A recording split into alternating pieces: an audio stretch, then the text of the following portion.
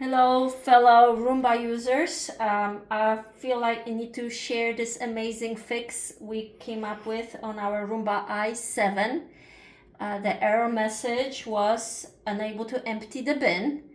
We cleaned the sensors, we changed the bag, we unscrewed and dusted the base according to some other YouTuber. Rebooted it twice, still was getting a message, full bag.